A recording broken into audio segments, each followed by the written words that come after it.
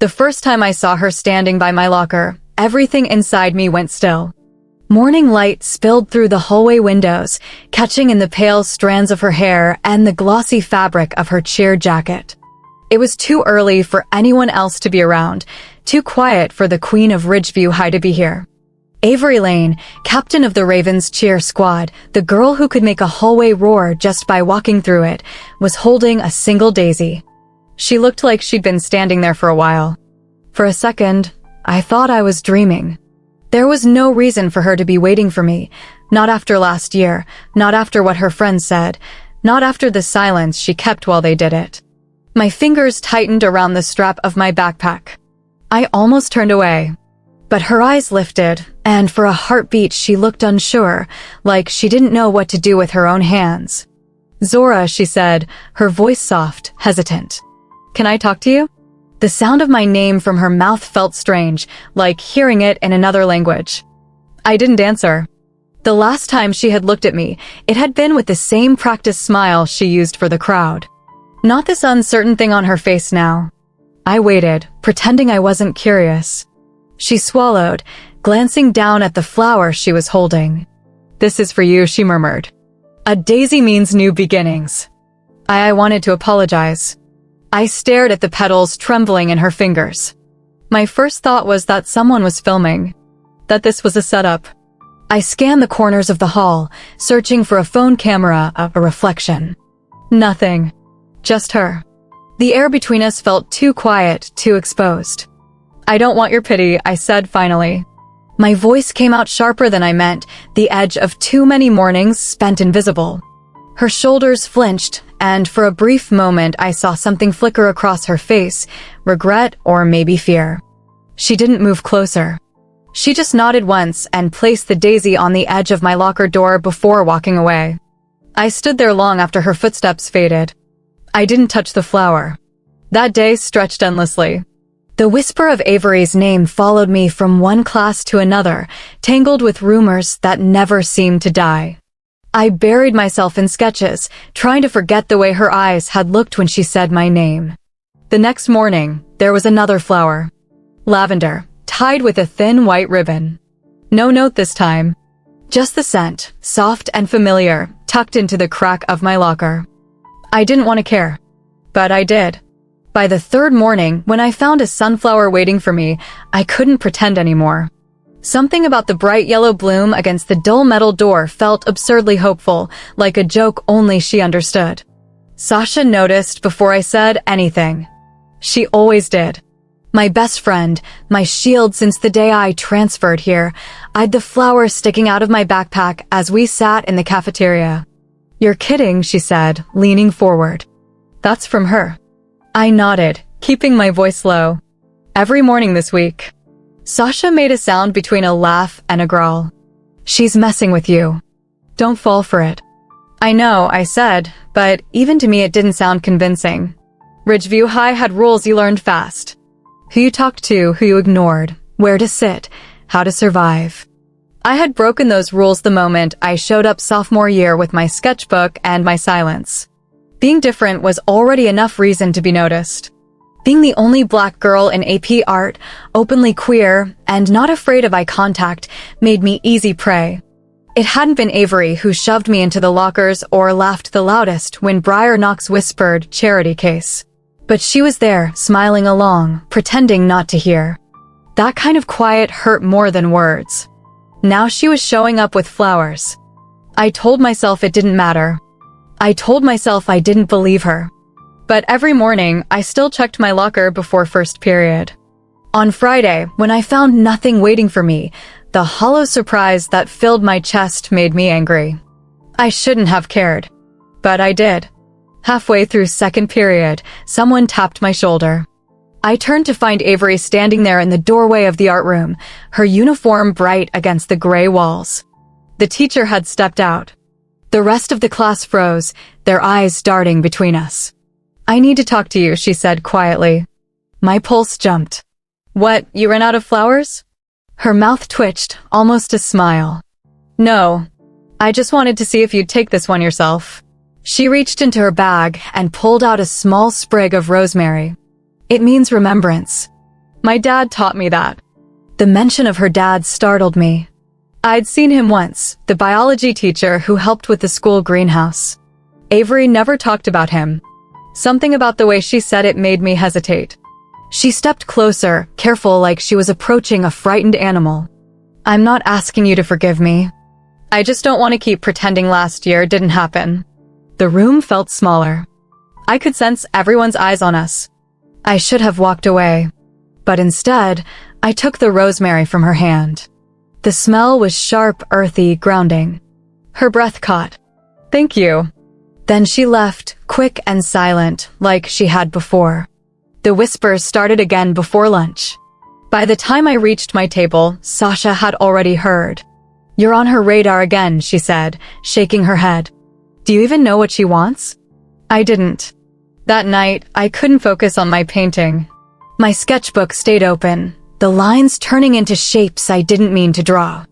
I kept seeing the look in her eyes, the way her hands trembled when she offered the flower. The following week blurred together. Every morning, another flower. Carnation, lily, a violet folded inside a scrap of notebook paper with a single word written in blue ink. Sorry. Each time, I told myself I wouldn't take it. Each time, I did. One afternoon, I found her waiting near the school greenhouse after class. The air smelled like damp soil and rain. She was arranging pots, her sleeves rolled up, a streak of dirt on her wrist. I thought you'd come, she said when she saw me. I crossed my arms. You thought wrong. She smiled faintly. You're here, aren't you? Her confidence disarmed me. Why are you doing this? I asked. Because I should have stood up for you, she said. Because I didn't, and I can't forget that. Her honesty left me wordless. For the first time, I noticed how tired she looked, the faint shadow under her eyes. This wasn't some performance for the crowd. She seemed smaller without her uniform, almost real. A voice called from behind the greenhouse. Briar, loud and mocking. Avery, come on, the squad's waiting. Avery stiffened, glancing over her shoulder. I'll be there. When she looked back at me, her eyes were full of apology. I have to go. Then go, I said, though the words didn't sound as cold as I wanted. She hesitated, then picked a fallen petal off the ground and placed it on the edge of my sketchbook. For luck, she whispered, before disappearing into the noise of her friends. I stood there for a long moment, the petal trembling in the breeze, wondering when everything had become so complicated. That night, I pressed the petal between the pages of my notebook. I told myself it was just a habit. Just another thing to draw later. But part of me already knew that something had begun, quiet and fragile as the first flower she'd left. And even if I didn't want to admit it, I was waiting to see what she'd bring next. The storm began on a Tuesday afternoon. The gym echoed with music and laughter, the cheer squad practicing for Friday's pep rally. I was in the art room across the hall, washing brushes, when the first scream cut through the noise. It wasn't panic, more of a startled shout, followed by gasps and the sound of sneakers scraping the floor. Curiosity pulled me to the doorway. Avery was in the center of the gym, one knee on the mat, surrounded by teammates frozen in shock. A few seconds earlier, she'd been standing on the stunt tower, smiling for the camera.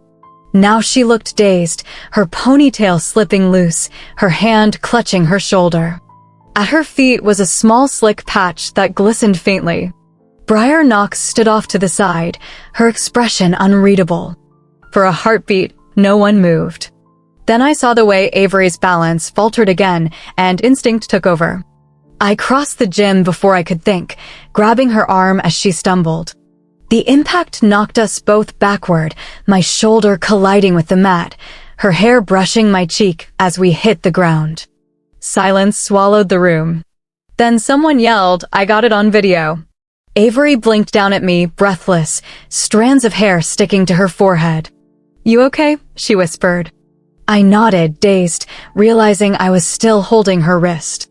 Her pulse trembled against my fingers. The smell of perfume and dust mixed in the air. Then Briar's voice snapped through the quiet. How sweet, she drawled. The artist saves the captain. The laughter that followed wasn't loud, but it was sharp enough to sting. Avery's jaw tightened, and she stood quickly, brushing off her uniform. Her hand lingered as if she wanted to help me up, but she didn't. The moment passed. By the next morning, everyone had seen the clip. It spread through Ridgeview faster than gossip ever had. A few seconds of blurry footage, Avery slipping, me diving forward, the two of us crashing together. Someone slowed it down, added music, captioned it "Raven's Golden Girl Gets Caught by the Freak." It played on phones in the hall, in the cafeteria, even whispered between classes. I kept my head down, pretending I didn't hear. Sasha didn't bother pretending. She stormed up to a group of boys watching it near the vending machines and told them to delete it. They laughed until she cursed them loud enough to draw the principal's glare. By lunch, the video had over 1,000 views on the school network. The comments were worse than the clip itself. Why was she even near the art kid? Maybe Avery's experimenting. Did she fall, or did she throw herself at her? Avery didn't come to school the next day. When she returned on Thursday, the hallway split around her like always, but the noise was different now. The smiles were tight. Her friends walked a few steps behind instead of beside her. She looked straight ahead, ignoring them all. Then, to my disbelief, she stopped at my locker. A single rose sat on the top shelf, wrapped in paper torn from a notebook. No words this time, just the color red, rich and defiant. "People are saying things," she said quietly, her voice steady despite the shadows under her eyes. "Let them." I wanted to tell her she was making it worse, that her world wasn't built to survive this kind of rumor. But when I looked at her, I saw the same fierce determination that had carried her through every championship. I said nothing. By afternoon, the whispers changed again. Some called her brave. Others called her reckless. Either way, we were the story of the week. Sasha cornered me outside the library. "She's dragging you into her drama," she said, her voice tight. "You need to stay away." "I didn't ask for this," I said. "I know," she replied, softer. "But they'll make it your fault anyway." That night, I checked the school's social page. The video had been remixed into a dozen versions, some mocking, some romantic, one turning it into a fake movie trailer. I should have closed the app, but I kept watching until the screen blurred. The next morning, Avery was in class early, sitting alone. Her teammates filled the room with careful laughter, pretending not to notice her. During attendance, Briar whispered something, and the girls next to her snickered. Avery didn't react. She stared straight ahead, her pencil tapping against the edge of her desk. At the end of class, she stopped me near the door. "They're saying you pushed me," she said. I frowned. "You know that's not true." "I know," she replied. "But I also know they won't stop." For the first time, I saw fear break through her composure. It wasn't fear of them exactly. It was fear of losing control of the image she'd spent years building. I almost felt sorry for her. After school, I stayed behind in the art room.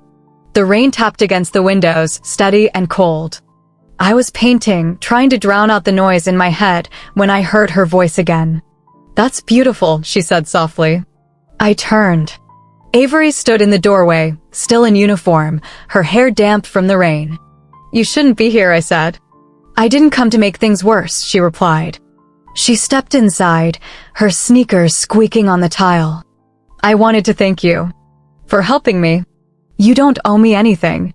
"Maybe not," she said, her eyes tracing the canvas. "But I want to."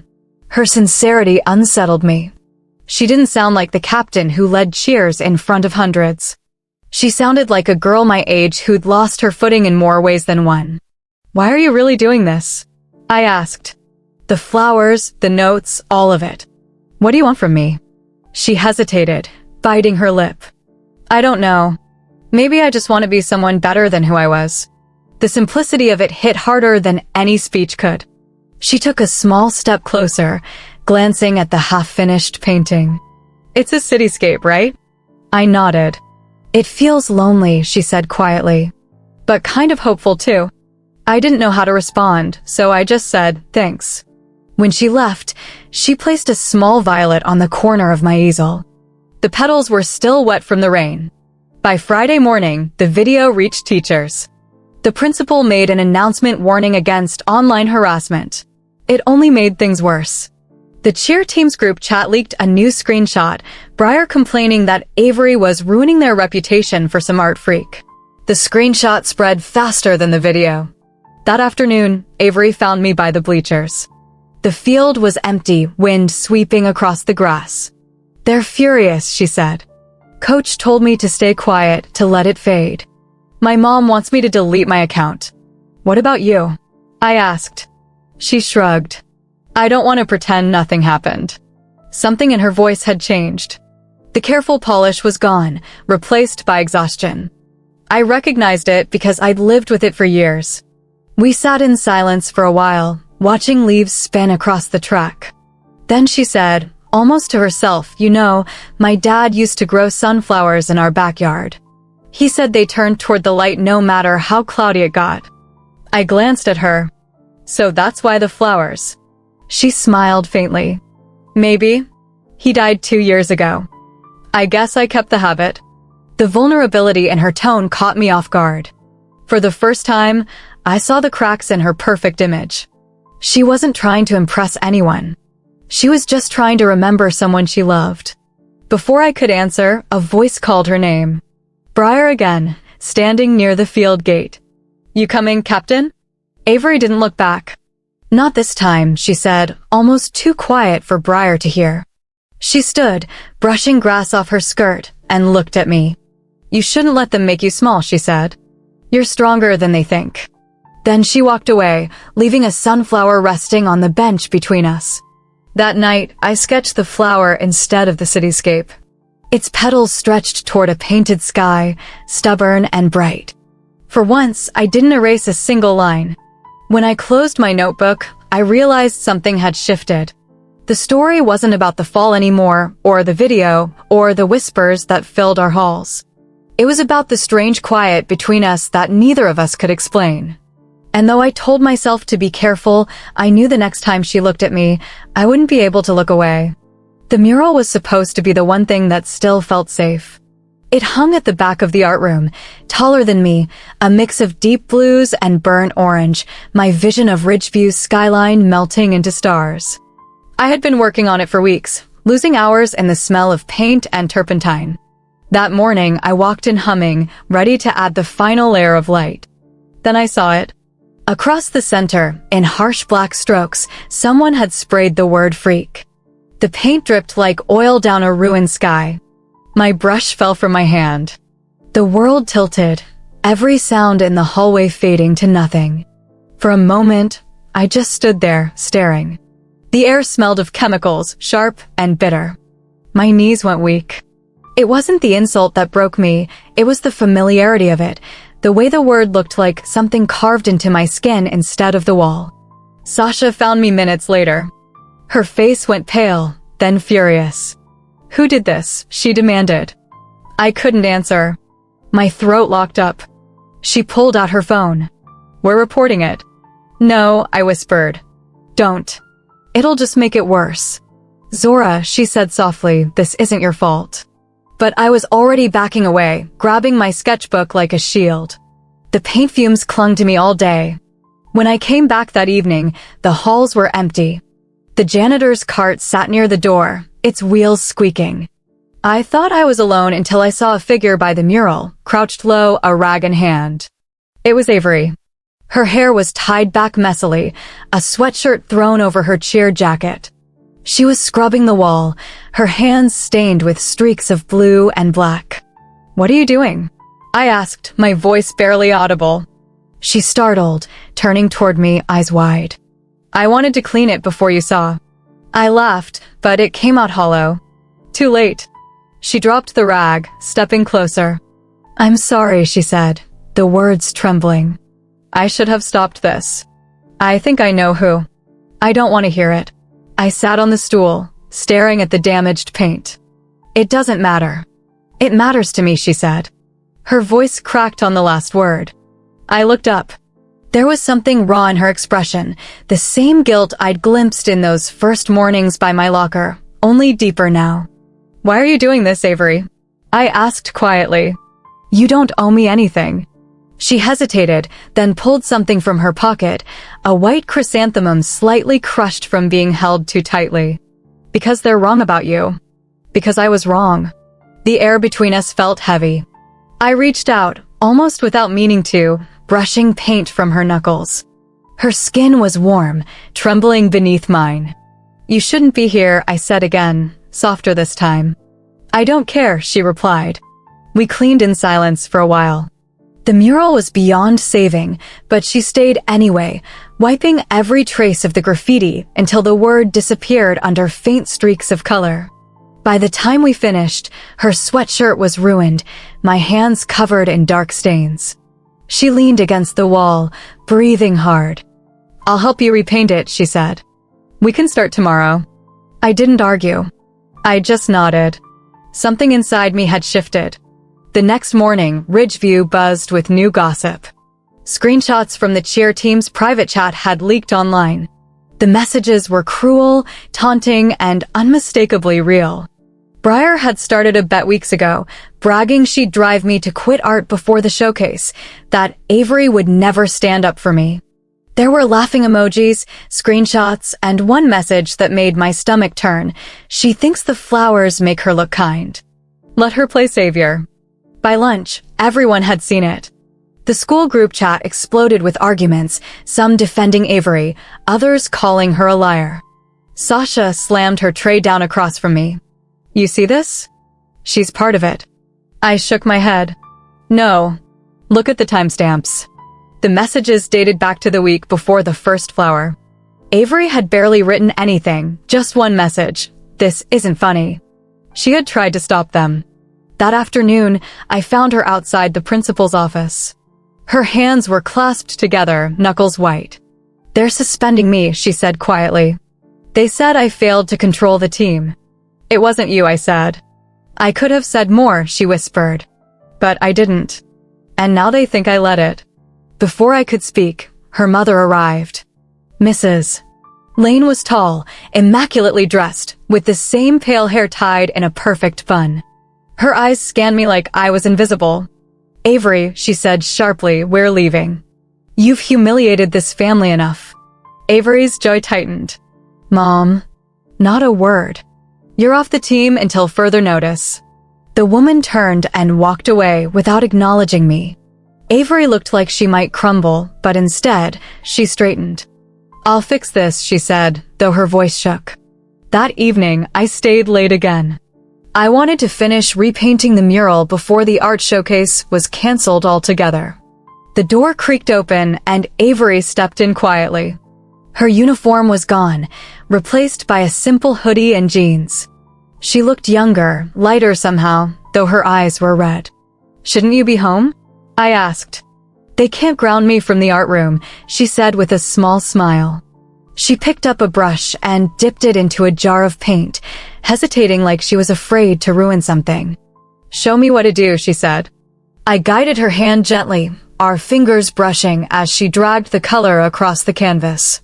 The new layer wasn't perfect, but it was alive again. The blue mixed with gold, turning the ruined skyline into something new. You're good at this, I said softly.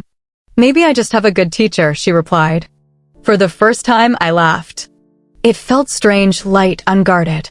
We painted until the hall lights flickered off, signaling closing time. When we stepped back, the mural glowed faintly under the emergency bulbs. The smear of darkness was gone, replaced by a swirl of colors that almost looked like dawn. Avery wiped her hands on a rag, leaving streaks of green on her wrists. It's not perfect, she said. Neither are we, I answered. The silence that followed was filled with something new. She looked at me, really looked, like she was memorizing the way I breathed. I should have stepped back, but I didn't.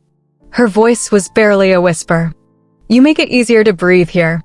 I didn't know what to say. So I didn't say anything. We cleaned up together, the quiet broken only by the soft clink of brushes in water. Before she left, she placed another flower on the table of violet, this one fresh and bright, tied with a piece of twine. Keep it safe, she said. Tomorrow is going to be worse. She was right. The next day, the administration released a statement confirming the leaked messages. Briar was suspended for harassment. The cheer squad was temporarily disbanded for review. Avery's suspension as captain became official, though most students knew she'd taken the fall to protect the rest of the team. The school buzzed with chaos, but the noise didn't reach me. I was too focused on the mural. Avery came after classes, sleeves rolled up, hair loose, helping me fix what was broken. The room filled with light again, the walls smelling of new paint. When we finally finished, she stood beside me, quiet pride softening her face. "Do you ever wonder," she said, "what would happen if none of this had started with a flower?" I thought about the first daisy, the rosemary, the nights of silence between us. "Then I wouldn't know you," I said. Her breath caught, a tiny sound. She smiled, faint and real. Outside, the sun slipped behind the trees, painting the sky in the same colors we'd used on the wall. We stood there until the janitor turned off the lights.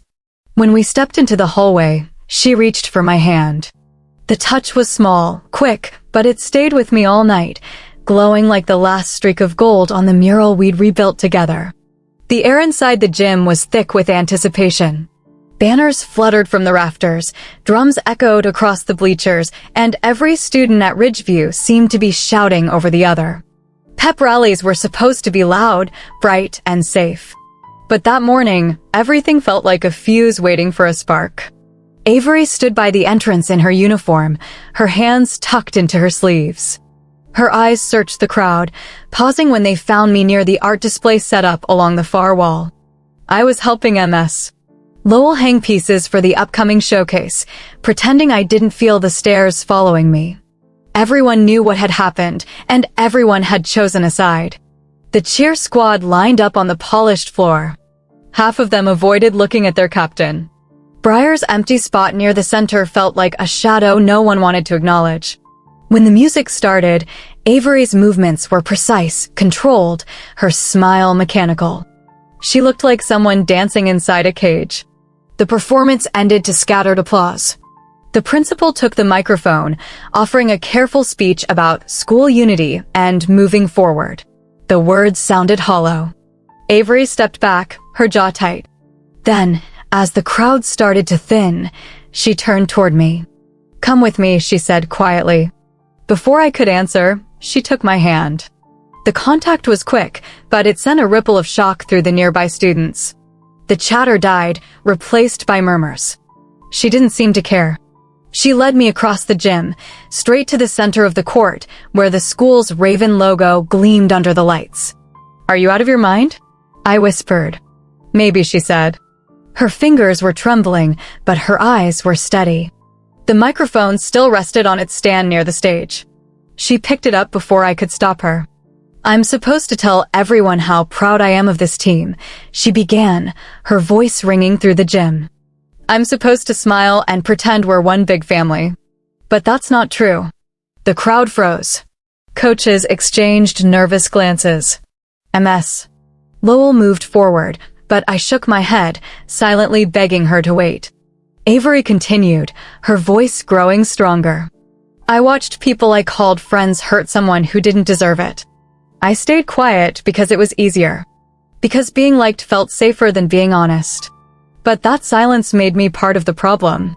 She looked at me then, her eyes shining with something fierce and fragile. "This school loves to talk about pride.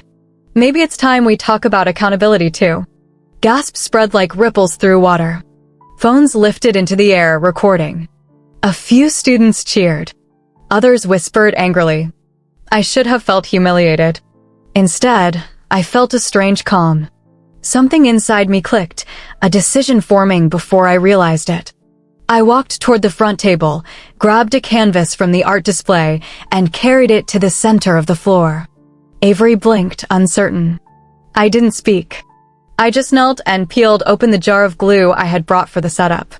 From my bag, I pulled out a small box filled with the pressed flowers she had given me over the past weeks. Their colors had faded slightly, but they still held the warmth of every morning she had shown up. The gym fell silent again. I began arranging the petals on the blank canvas, gluing them one by one, forming the outline of a figure standing tall, its hands open, ribbons falling away. The meaning was simple but clear. Let go of what hides you. When I finished, I lifted it for everyone to see. Avery's breath caught. The principal stepped forward, uncertain whether to intervene, but Coach Ramirez placed a hand on his arm. "Let them," she said quietly. For a long moment, no one spoke. Then a voice from the bleachers called out, "That's actually beautiful." Another student clapped. Then another. Within seconds, the noise swelled, echoing through the gym. Avery lowered the microphone. She looked at me like she didn't know whether to laugh or cry. The lights glinted off her tears, turning them into something bright. Afterward, chaos followed. Teachers herded students out. The administration called for an emergency meeting. By the end of the day, half the school had posted clips of the scene online. Hashtags appeared on social media. Let her paint, Ridgeview rises. That evening, Avery was summoned to the principal's office again. I waited outside, tracing circles on the floor with my shoe. Through the glass panel, I saw her mother's expression, cold and sharp. Words carried faintly through the door. "You've embarrassed yourself and this family. You think this will help your college applications?" "I don't care," Avery replied, loud enough for me to hear. "Mrs." Lane's voice dropped to a hiss. "You will when I cut off your allowance." The door opened sharply. "Mrs." Lane brushed past me, her perfume trailing behind like smoke. She didn't even glance my way. Avery followed a few moments later, eyes red but defiant. "They're letting me stay on the team," she said, "but my mother says she's pulling funding for the competition season." Coach offered to cover the travel fees herself. "You didn't have to do that," I said quietly. "I wanted to," she answered. "Besides, it's too late to pretend I'm not part of this now." We left the office together. The hallway lights flickered, casting long shadows. For once, she didn't walk ahead of me. She matched her steps to mine. The following days blurred into a strange rhythm. Teachers treated us with cautious respect. Students either smiled in passing or avoided us completely. The pep rally video reached local news blogs, though the article framed it as a brave act of school unity.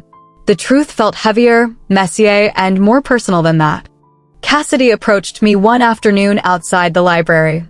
She held a small envelope, her hands shaking. "I wanted to say I'm sorry," she said, "for not stopping them." I was scared. I opened the envelope later and found a single key inside, attached to a note that read, "Storage Room B after hours." That night, curiosity led me there. The door creaked open to reveal a small room stacked with old banners and forgotten paint cans. In the center stood a canvas propped against the wall. It was a painting unfinished but unmistakable. Avery had painted it. The image showed a girl standing in the rain, surrounded by wilted flowers, her face half turned toward the light. It wasn't a perfect likeness, but it was me. The strokes were rough, emotional, alive. I didn't know she painted at all. My throat tightened. She must have used this place to practice, away from the noise. Away from judgment. The next morning, I found her by her locker. "You left a painting in storage B," I said. She froze. "You found that?" "It's beautiful," I told her. "You should finish it." Her smile was small but real. "Maybe I will." The final week before the regional cheer competition arrived faster than I expected. The team practiced without Briar, rebuilding their routines from scratch. The energy was different now, less about perfection, more about trust. Coach Ramirez let Avery lead again, quietly reinstating her as captain. Rumors swirled about parents complaining, about the administration debating whether to cancel the showcase after the pep rally stunt. Ms. Lowell stood her ground. "Art is supposed to start conversations," she said during class. And sometimes, conversations are uncomfortable. On the day of the art showcase, sunlight streamed through the cafeteria windows, turning every piece into a patch of color. The mural Avery and I rebuilt hung at the far end. People paused to look, whispering. Some smiled. A few didn't. I didn't care anymore. Avery arrived late, still wearing her training jacket. She held a single sunflower, petals bright against the dark fabric. "For the display," she said. I placed it in a vase beside the mural. The room smelled faintly of paint and pollen. For the first time in months, Ridgeview felt alive again. That night, as I walked home, I replayed the image of her standing on the gym floor, fearless in front of everyone. I realized courage wasn't about shouting louder than the crowd. It was about showing up, even when your hands shook. And she had shown up. For me. For herself. For the truth we had both tried to hide behind silence. When the streetlights flickered on, I caught sight of my reflection in a store window, smiling faintly. The world hadn't changed overnight, but something inside me had. I was no longer just the quiet girl with a sketchbook. I was someone who had been seen, and someone who had chosen to see back. Tomorrow, she'd have practice again. Tomorrow, there would be more whispers, maybe new rumors. But tonight, the air felt calm, the sky clear, and I finally let myself believe that some beginnings were worth the noise they caused. The morning of the regional championship smelled like rain and adrenaline. The buses lined up outside the gym, each one humming with nerves. I stood by the bleachers, sketchbook in hand, pretending I was only there to capture the scene. But my eyes kept finding her in the crowd. Avery moved differently now, calm but fierce, her shoulders squared beneath her warm-up jacket. Every motion looked deliberate, like she finally understood what she was fighting for. She spotted me and smiled, quick and secret. Then the coach blew the whistle and the moment dissolved. The team loaded their gear, voices overlapping with laughter that sounded less forced than it used to. When the last door shut, Avery lifted her hand through the window, a silent wave that felt like a promise. The drive to the arena took an hour. I followed later with MS. Lowell and a few art students who volunteered to help paint the banners. The rain thinned to mist by the time we arrived. Inside, the crowd roared beneath the bright lights. Every color seemed sharper, every sound amplified. Ridgeview's team gathered near the mat, faces streaked with glitter and tension. Avery knelt in the center, tying the ribbon on her shoe. Her fingers trembled slightly before she looked up and found me near the edge of the stands. I gave her a thumbs up and she laughed under her breath. The announcer called their name. Music crashed through the speakers. They moved as one, lifting, spinning, shouting their chant into the vast air. Avery's voice cut through the noise, clear and steady. She looked weightless, fearless. When the final pyramid locked, she stood at the top, arms stretched toward the ceiling, eyes shining. For a moment, it felt like the entire arena was breathing with her. Then it was over. Applause thundered through the stands. The judges huddled over their papers. The scoreboard blinked, then froze on a single word, first. The Ravens erupted. Teammates screamed, hugging one another, crying openly. Avery stood among them, laughing through tears, face glowing under the floodlights. I ran down the steps without thinking. When she saw me, she broke away from the group, still in her uniform, ribbons slipping from her hair. She threw her arms around me, breathless, whispering against my shoulder, "We did it." "You did," I said, but she shook her head. "No," she whispered, "we did." She pulled back, reaching into her duffel bag, and handed me a single sunflower. Its stem was wrapped with a thin band of blue tape. "For the road ahead," she said softly. "Wherever it takes us." I wanted to tell her everything then, how proud I was, how much she'd changed, how she'd changed me too. But words felt small. So I just held the flower close, the petals brushing my cheek like sunlight breaking through cloud.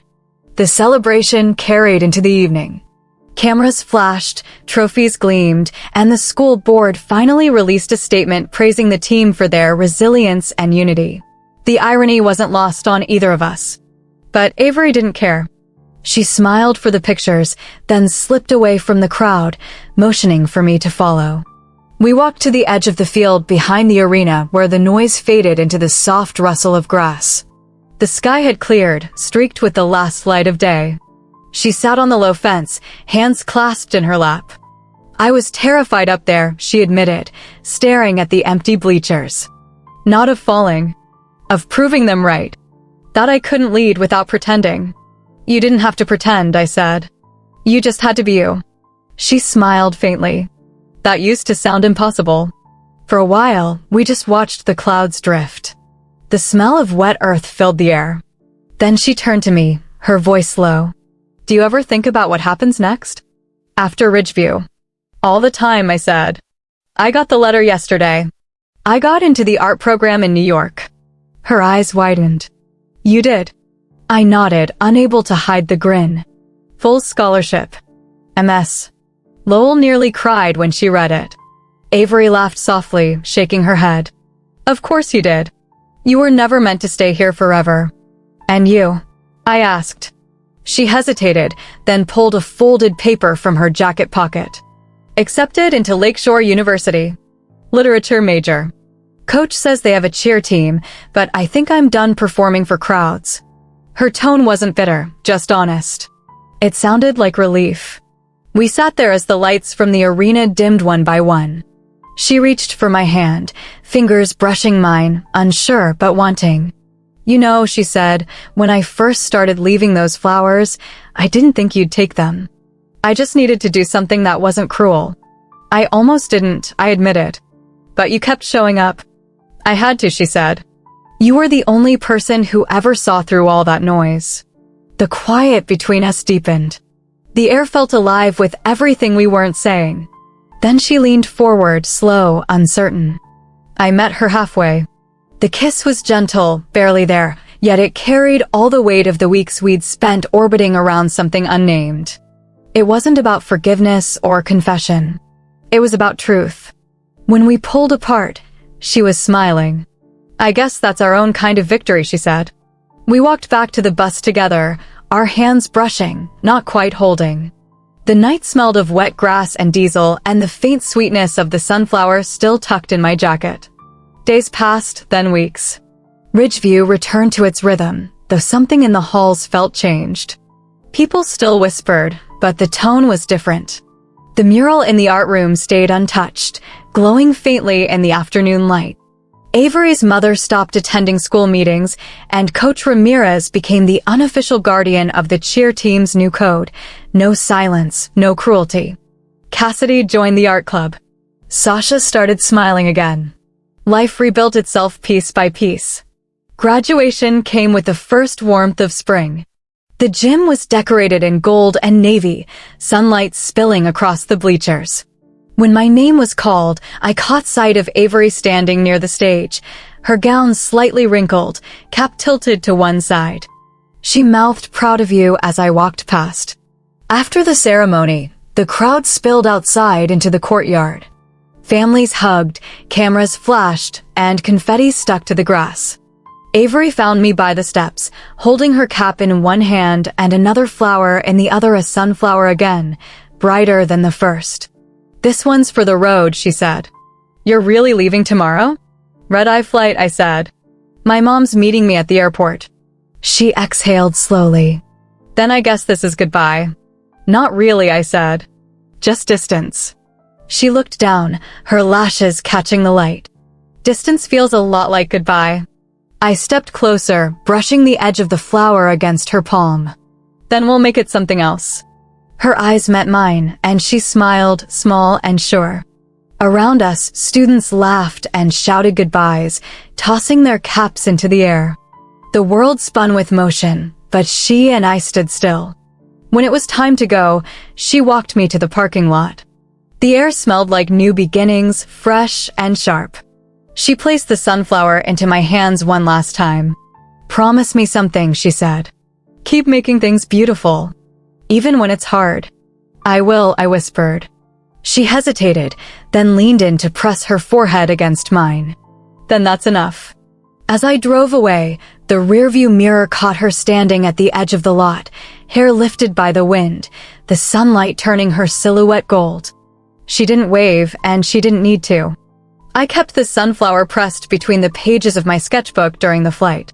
Somewhere above the clouds, as the plane tilted toward morning, I realized that Ridgeview wasn't just a place I'd escaped. It was where I learned that showing up again and again, even when you're scared, is its own kind of art. Love, I thought, isn't loud. It doesn't demand to be seen. It grows quietly, like a flower on a cracked wall, surviving in the space between what was broken and what finally bloomed.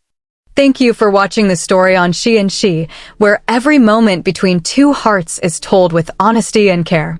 Here, love isn't loud or perfect, but brave in its quiet ways. Every episode uncovers a new story of connection, courage, and the kind of tenderness that grows when someone finally chooses to see and be seen. If this story touched you, subscribe to join us each week for more tales of women finding strength, forgiveness, and love that defies expectation. Because at She and She, every heartbeat has a story worth hearing.